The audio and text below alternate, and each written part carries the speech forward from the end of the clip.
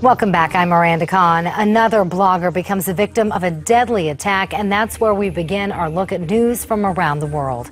Reports say the men killed Niloy Chatterjee with machetes for posting views that were critical of Islam.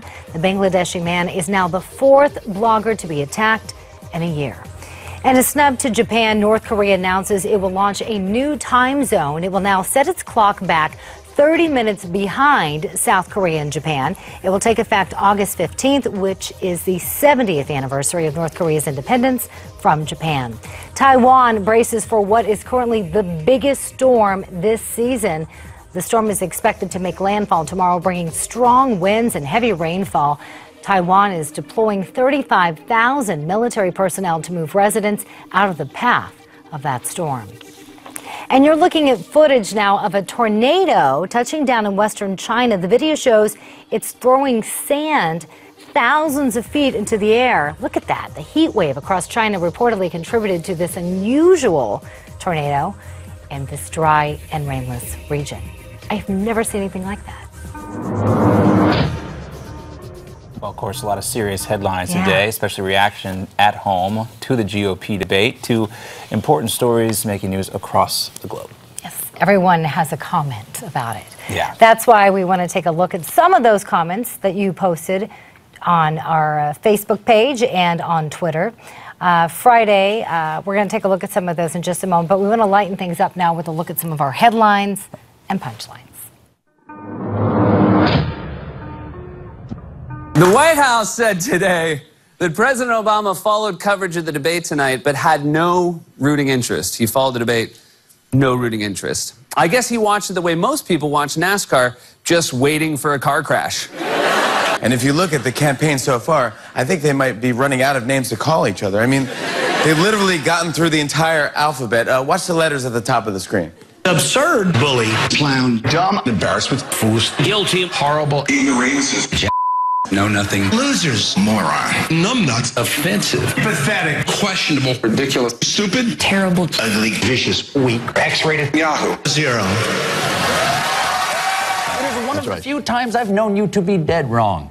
We owe you, and not just what you did for our career by employing us to come on this tremendous show that you made. We owe you because we learned from you. We learned from you, by example, how to do a show with intention, how to work with clarity, how to treat people with respect. You are infuriatingly good at your job, okay? And all of us who were lucky enough to work with you, and you can edit this out later, all of us.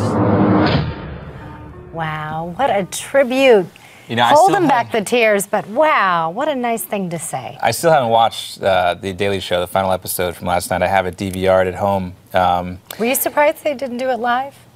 No, I think that's always been his MO, Jon Stewart's MO. He stays the course. He has a certain plan for that show. And, even in other significant news events, they would kind of, I think that was one of the secrets to the success of The Daily Show was Jon Stewart had a specific vision that he wanted to employ for that show, and he stuck to it. He didn't try too much to bend to the will of, this trend and that trend. And he created a trend. He did create a trend. That show obviously existed before he was there. I don't think it'll ever be the same after he leaves. Just those shoes too big to fill. I really enjoyed seeing a lot of the politicians. One of the things I enjoyed most about the run-up to Stewart's departure was, some of the people that he took on had the nice things to say about him, and yeah, that was great. The montage. It just shows you when you go about your business a certain way, you earn the respect of others. So there you go. Much more to talk about too. We want to talk a little bit more about the debate. Politicians and viewers had a lot to say,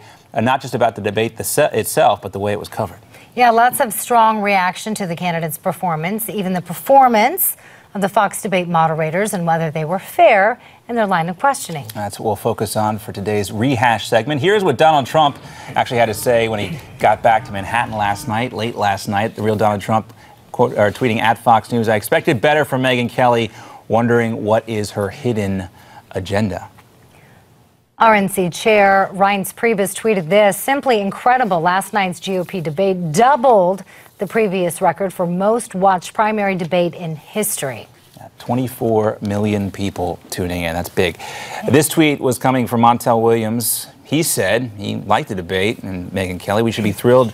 Megyn Kelly, Brett Baer, and Fox News asked tough questions. How else do you test the candidates? Hashtag GOP debate. Never an easy job, but no.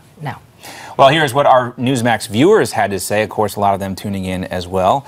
And they mentioned the bias on behalf of Fox News. Old Veteran writes in, he says, quote, Fox was definitely not fair and balanced last night at the debate. While I think Trump is over the top sometimes, he deserved better than the full frontal assault during that debate. Shame on Fox.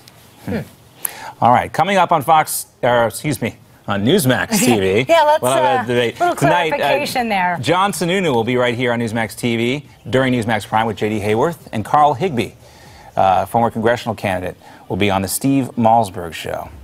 And as promised, here are the results of that poll. Donald Trump, 64%, the big winner. Stay tuned. The Daily Wrap is next.